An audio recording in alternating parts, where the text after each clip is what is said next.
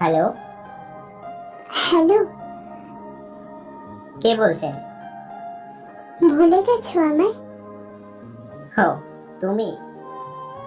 চিনতে পেরেছো তাহলে? ভুলে যাওয়ার চেষ্টা করিনি তো কোনোদিন। কেমন আছো? যেমনটা তুমি রেখে গিয়েছিলে।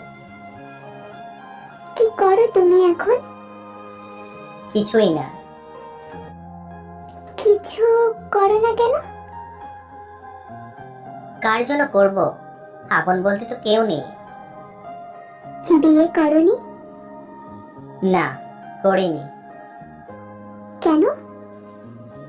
আগের মতো আর কাউকে ভালোবাসতে পারবো না। হয়তো তাকে মেনেও নিতে পারবো না।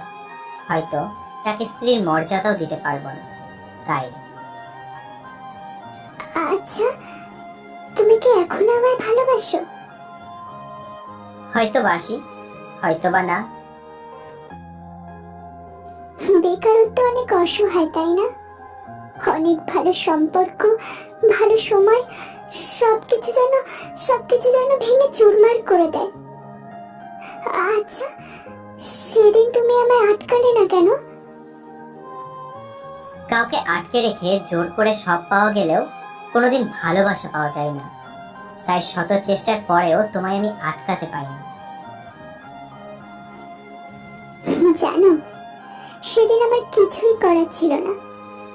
একদিকে তুমি, আরেকদিকে আমার সহপাঠী বন্ধু, যে নিজে আমার সাথে নার্সিং ট্রেনিং কমপ্লিট করছে। আর তুমি তো তখনও কিছুই করতে না, করতে চেয়েছো, কিন্তু আমি জানতাম না তোমার বেকার জীবন কবে শেষ হবে আর কবে আমরা এক হতে পারবো। সেসব ভেবেই আমি সেদিন আর পারিনি। কিন্তু আমার সহপাঠী বন্ধু তখন ভবিষ্যৎ উজ্জ্বল, তাই আমি এক প্রকার বাধ্য হয়ে সেদিন এই সিদ্ধান্ত নিয়েছিলাম।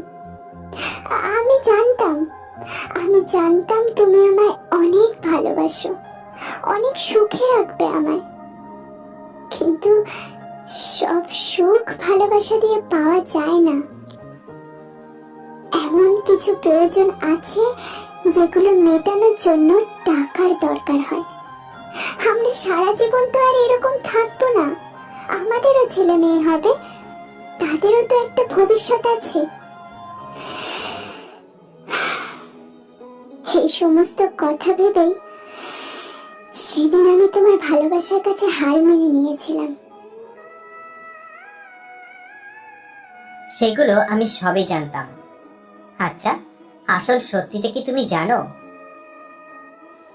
কিসের সত্যি? তাহলে শোনো। তোমাকে যেদিন আমি প্রথম দেখেছিলাম সেই দিনই তোমায় ভালো লেগে গিয়েছিল। তারপর আস্তে আস্তে আমাদের পরিচয় আর কথা বলা শুরু। এভাবে আমার ভালো লাগা কখন যে ধীরে ধীরে ভালোবাসাতে পরিণত হয়ে যায় সেটা আমি বুঝতেই পারিনি। একদিন তোমায় আমার ভালোবাসার কথা জানালাম, তুমিও আমায় অ্যাকসেপ্ট করে নিলে। এভাবে শুরু হলো আমাদের গল্পের নতুন একটা অধ্যায়। স্কুলের ছুটির পর তোমার সাথে দেখা করা, তোমার সাথে গল্প করতে করতে পথ চলার জন্য রোজ সাইকেল নিয়ে স্কুলে যেতাম। আর ছুটির পর তোমার জন্য অপেক্ষা করতে করতে পথ চেয়ে দাঁড়িয়ে থাকা, যে কখন তুমি আসবে আর আমরা একসাথে গল্প করতে করতে যাব। তুমি জানো, যখন তুমি চলে যেতে আমার অনেক কষ্ট হতো। মনে হতো মাত্র এইটুকু পথ আমরা এলাম। আর তখন আমি ভাবতাম, রাস্তার মোড়ের ওই ল্যাম্পপোস্টটা যদি আরেকটু দূরে হতো তাহলে হয়তো তোমার সাথে আরো কিছুক্ষণ থাকতে পারতাম। কিন্তু যখন আমি বাড়ি ফেরার জন্য একা একা ফিরতাম তখন মনে হতো অনেকটা রাস্তায় তোমার সাথে চলে এসেছি গল্প করতে করতে। কিন্তু সেটা কতটা তা তুমি থাকার জন্য বুঝতে পারিনি। সেটা তখন বুঝতাম যখন আমি একা একা ফিরে আসতাম। এভাবেই কেটে গেল সেই বছরটা। আমাদের মাধ্যমিক পরীক্ষাও শেষ হয়ে গেল। তারপর রেজাল্টও বের হলো। নতুন করে 11-এ ভর্তি হওয়ার তোড়জোড় শুরু হয়ে গেল। আর তুমিও ভর্তি হয়ে গেলে আমাদের স্কুলে। মনে আছে, তুমি রোজ আগে স্কুলে চলে যেতে আর বসতে তৃতীয় বেঞ্চের একদম ধারের দিকে, আর অপর দিকে তৃতীয় বেঞ্চের ধারে বসতাম আমি। মানে আমরা প্রায় পাশাপাশি, শুধুমাত্র আমাদের মাঝে ছিল ছোট্ট একটা রাস্তা। তোমার মনে আছে, আমি টিফিন নিয়ে যেতাম না বলে তুমি রোজ দুজনে টিফিন নিয়ে আসতে, যেটা আমরা দুজন একসাথে খেতাম, আর তুমি আমায় খাইয়ে দিতে। জানো, প্রথম দিকটা আমার সেরকম কিচ্ছু মনে হয়নি, কিন্তু যখন আমি তোমার নিজের অজান্তেই অনেকটা ভালোবেসে ফেললাম, তখন কেমন যেন একটা অজানা ভয় সব সময় আমাকে তাড়া করে বেড়াতো। কিন্তু সেই ভয়টা আসলে কি, সেটা হয়তো তোমায় বোঝাতে পারবো না। হয়তো আমি তোমায় এটাও বলে বোঝাতে পারবো না যে আমি তোমাকে কতটা ভালোবাসতাম, কিন্তু এটা বলতে পারবো যতটা ভালোবাসলে আমি তোমার জন্য আমার জীবনটাও দিয়ে দিতে পারবো। ঠিক ততটাই ভালোবাসা ছিল আমার মনে। তারপর থেকে আমি রোজ তোমার আগে স্কুলে চলে আসতাম, যাতে আমি প্রথম থেকে শেষ পর্যন্ত তোমার সাথে থাকতে পারি। এভাবেই স্কুল, টিউশন সব সময় তোমার সাথে সাথেই থাকতাম, কারণ তোমার সাথে থাকলে সেই সময়টুকু নিজেকে অন্যরকম সুখী মানুষ বলে মনে হতো আমার। তোমার মনে আছে আমার জন্মদিনের ঘটনা? 27শে ডিসেম্বর আমি যখন টিউশনিতে পৌঁছালাম, তার আগেই সেদিন তোমরা চলে এসেছিলে। আমি যাওয়া মাত্রই একজন এসে আমার চোখ ধরেছিল, আর তারপর তুমি আমায় প্রথম উইশ করলে আর প্রেমিক প্রেমিকা স্ট্যাচু দিয়েছিলে। আর এভাবেই আস্তে আস্তে আমাদের সম্পর্ক আরো গভীর হয়ে ওঠে। দেখতে দেখতে অনেকগুলো দিন এইভাবে কেটে যায়, আর আমাদের বয়সও আস্তে আস্তে বাড়তে থাকে। আমি তোমায় ঠিক বলে বোঝাতে পারবো না আমার ভয়টা কিরকম ছিল। শুধু মনে হতো আমি তোমায় কোনোদিন হারিয়ে ফেলবো না তো, তুমি আমায় কোনোদিন ভুলে যাবে না তো। হ্যাঁ, সেই জন্যই আমি সব সময় তোমার খবর নিতাম। তুমি কি করছো, কোথায় আছো, সাথে কে কে আছে, এরকম সব কিছু। আর জানো, তুমি যখন মামার বাড়ি যেতে, তোমার সাথে কথা হলেও মনটা সব সময় ছটফট করতো এই ভেবে যে তুমি ঠিক আছো কিনা, কখন তোমায় একটু দেখবো। জানো, আমার মনে হতো এক ছুটে তোমার কাছে চলে যায়, কিন্তু তোমার কাছে এইগুলো ছিল পাগলামো। তাই তোমাকে এরকম কথা বললে তুমি বলতে আমি নাকি পাগল। হ্যাঁ, আমি পাগল ছিলাম, তোমার জন্য পাগল ছিলাম। কেউ যখন তোমায় ফোন করতো, আর তখন আমি তোমায় ফোন করলে যখন ব্যস্ত বলতো, তখন আমি তোমায় জিজ্ঞাসা করতাম, আচ্ছা কে ফোন করেছিল। আর তুমি ভাবতে আমি বোধহয় তোমায় বিশ্বাস করি না, তোমায় সন্দেহ করছি, তোমার চরিত্র নিয়ে আমি প্রশ্ন তুলছি। কিন্তু না, আমি তোমায় সন্দেহ করতাম না, আসলে আমি ভয় পেতাম। কারণটা কি জানো? কারণ আমরা ছিলাম সমবয়সী, তাই তোমায় হারিয়ে ফেলার ভয়টা সব সময় আমায় তাড়া করত। দেখতে দেখতে এভাবেই কেটে গেল আরো অনেকগুলো দিন, আর আমাদের উচ্চ মাধ্যমিক পরীক্ষাটাও শেষ হয়ে গেল। আর তখন আমাদের মধ্যে দেখা সাক্ষাৎও কম হতে শুরু করলো, শুধু ফোনেই কথা হতো। আর এইভাবেই আমাদের দূরত্ব আস্তে আস্তে বাড়তে শুরু করলো। তবু আমি ভেবেছিলাম এই দূরত্বটা হয়তো ক্ষণিকের, যেটা তুমি সবসময় বলতে। আর সেই জন্যই আমি ঠিক করেছিলাম আমি কিছু একটা করে নিজের পায়ে দাঁড়াবো, যত তাড়াতাড়ি সম্ভব। তাই আমি বাড়ি ছেড়ে, তোমায় ছেড়ে অনেক দূরে চলে গেলাম, যে কিছু একটা করে আগে নিজে প্রতিষ্ঠিত হয়নি, তারপর আমি ফিরব। তখন হয়তো আমাদের এই দূরত্বটা আর থাকবে না।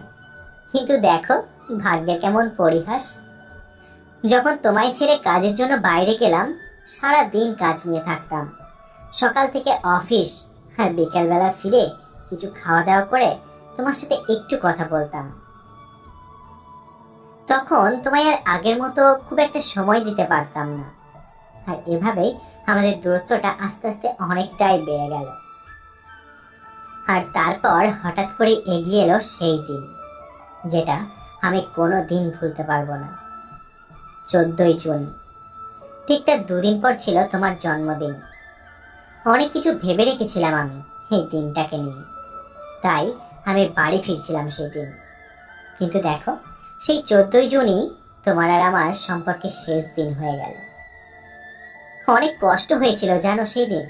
ক্ষণিকের জন্য মনে হয়েছিল পাশেই তো রেল লাইন, ট্রেন আসার আগে মাথা রেখে শুয়ে পড়ি। কিন্তু আমি সেটাও করতে পারিনি। আমি চলে যাওয়ার পর যদি তোমার কিছু ক্ষতি হয়, তোমার কথা ভেবে, আমার পরিবারের কথা ভেবে, মা বাবার কথা ভেবে আমি তখন সেই কাজটা আর করতে পারিনি। যখন ফিরছিলাম, ট্রেনের মধ্যে সবাই হাসাহাসি করছে, সবাই গল্প করছে, কেউ গান গাইছে, আর আমি সবার আড়ালে বসে মুখ গুমড়ে গুমড়ে কাঁদছি। ভেবেছিলাম হয়তো কিছুদিন পর সব ঠিক হয়ে যাবে, আমরা হয়তো আবার আগের মতো হয়ে যাব। কিন্তু তার হলো কই। দেখতে দেখতে কেটে গেল প্রায় 2 বছর, কিন্তু আমাদের আর কিছুই ঠিক হলো না। সব যেন কেমন ওলট পালট হয়ে গেল। আমাদের ইচ্ছেগুলো, একসাথে দেখা স্বপ্নগুলো যেন কোনো এক অজানা ঝড়ে ভেঙে চুরমার হয়ে গেল। আর রয়ে গেল কিছু ভুলতে না পারার মতো স্মৃতি। তুমি জানো, আজও যখন তোমার কথা মনে পড়ে নিজেকে সামলাতে পারি না। তখন হারিয়ে যায় সেই পুরনো স্মৃতিগুলো, হারিয়ে যায় সেই পুরনো অতীতে, মনে পড়ে যায় অতীতের সেই দিনগুলো। তোমার মনে আছে আমরা যখন একসাথে সেন্টার থেকে বাড়ি আসতাম, বাসের সিটে পাশাপাশি বসে গল্প করতে করতে, তখন মনে হতো যেন 40 মিনিটের পথ 5 মিনিটেই শেষ হয়ে গেল। আর তোমার মনে আছে সেই রাস উৎসবে একসাথে ঘোরা? খুব মনে পড়ে যায় জানো সেই সময়গুলো। জানো, আমি যখন তোমাদের বাড়ি যেতাম আর মা, কাকিমা, বোনদের সাথে গল্প করতাম, তখন যেন মনে হতো আমি এই পরিবারেরই একজন মেম্বার। খুব ভালোবাসতেন ওনারা আমায়। ওদেরকে আজও খুব মিস করি জানো। জানো, কখনো তোমার জন্মদিনে আমি কোনো উপহার দিতে পারিনি, কিন্তু অনেক ভালোবাসা জমেছিল তোমার জন্য। আর তুমি আমাকে যে উপহারটা দিয়েছিলে, সেটা এখনো অনেক যত্ন করে রেখে দিয়েছি তোমার শেষ স্মৃতি হিসেবে। তুমি জানো, যখন তোমার খুব দেখতে ইচ্ছে করে, মন চাই তোমার সাথে ফোনে কথা বলি, ভিডিও কল করে তোমায় একটু দেখি, কিন্তু সেটাও করতে আর সাহস হয় না, কারণ তুমি নিজেই আমার কাছ থেকে সেই অধিকারটা কেড়ে নিয়েছো। তাই পারি না তোমায় ফোন করতে। জানো, আমি তোমায় অনেক ভালোবাসতাম, কিন্তু কখনো সেটা বোঝাতে পারিনি। আমার ভয়গুলো তোমায় সেটা বোঝাতে দেয়নি, আর সেই জন্য আমার ভালোবাসাটাকে তুমি সন্দেহ, বিশ্বাসঘাতক আর অভিনয়ে চোখে দেখেছো। জানো, তোমার মুখে সবসময় হাসি দেখতে চাইতাম, কিন্তু যখন তুমি আমার জন্য কাঁদতে, আমি তখন সেটা সহ্য করতে পারতাম না। আর সেই দিন যখন তুমি কাঁদতে কাঁদতে আমায় বললে তুমি আর সহ্য করতে পারছো না, তুমি আমার থেকে মুক্তি চাও, সেই দিনই আমি বুঝতে পারলাম তুমি আমার সাথে কখনোই সুখী হতে পারবে না, আর আমিও পারবো না তোমায় সুখী করতে। আমার জন্য তোমায় সব সময় কষ্ট পেতে হবে, আর সেটা আমি কখনোই চাইতাম না। আর সেই জন্য আমি তোমায় অনেক খারাপ খারাপ কথা বলতাম, যাতে তুমি আমাকে ঘৃণা করতে শুরু করো, আমায় অনেক ঘৃণা করো। তুমি জানো, আমার কথাগুলো শুনে তুমি যতটা কাঁদতে, যতটা কষ্ট পেতে, ফোন কেটে দেওয়ার পর তার থেকে অনেক বেশি কষ্ট আমি পেতাম। আমি অনেক কাঁদতাম। মনে হতো তোমার কাছে এক ছুটে গিয়ে তোমায় জড়িয়ে ধরে বলি, অনেক ভালোবাসি তোমায় পাগলি, অনেক ভালোবাসি তোমায়, অনেক ভালোবাসি। কিন্তু তখনই তোমার একটা কথা আমার মনে পড়ে যেত, যে ক্ষণিকের সুখের জন্য সারা জীবনের সুখটা যেন নষ্ট না করি। আর ঠিক সেই জন্যই আমি তোমায় আরো বেশি কষ্ট দিতাম, কারণ আমার কাছে তুমি ক্ষণিকের সুখ পেলেও আমি যদি তোমার জীবন থেকে চলে যাই, তাহলে তুমি সারা জীবনের জন্য খুশি থাকতে পারবে। আমি সেটা জানতাম। আর দেখো, আমার সেই বুদ্ধিটা কাজ করে গেছে। এখন তুমি অনেক খুশি আছো, অনেক সুখে আছো। ভেবো না আমার এটাতে হিংসা হচ্ছে। আমার এতটুকু হিংসা হচ্ছে না, কারণ তোমায় খুশি দেখে আমি অনেক খুশি হই। জানো, তোমার কিছু ছবি এখনো আমার কাছে আছে। আমি রোজ সেইগুলো দেখি। তাদের উত্তর পাবো না জেনেও আমি তাদের সাথে কথা বলি। আর বারবার তাদের শুধু একটা কথাই বলি, পাগলি, আমি এখনো তোমার অপেক্ষায় আছি। তুমি ক্ষমা করে দিও, পরিস্থিতি আমায় বাধ্য করেছিল, কিছু করার ছিল না। আমি জানি আমি স্বার্থপরের মতো ব্যবহার করেছিলাম তোমার সাথে, কিন্তু আমার যে কিছু করার ছিল না। তখন আমি অন্যজনের ভালোবাসায় আসক্ত ছিলাম, তাই তোমার যত্ন নেওয়াগুলো আমার কাছে তখন বড্ড বিরক্ত লাগতো, পাগলামি মনে হতো। আমি জানি না পরে জন্ম বলে কিছু হয় কিনা।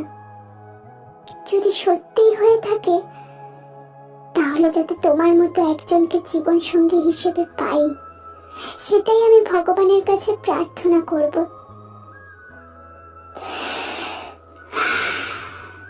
যাই হোক, তুমি ভালো থেকো, নিজের খেয়াল নিও। আজ রাখছি। জানি না আর কখনো কথা হবে কিনা তোমার সাথে। যদি পারো তো জীবনটাকে নতুন ভাবে শুরু করো। একটা কথা মনে রেখো, চেষ্টা করলে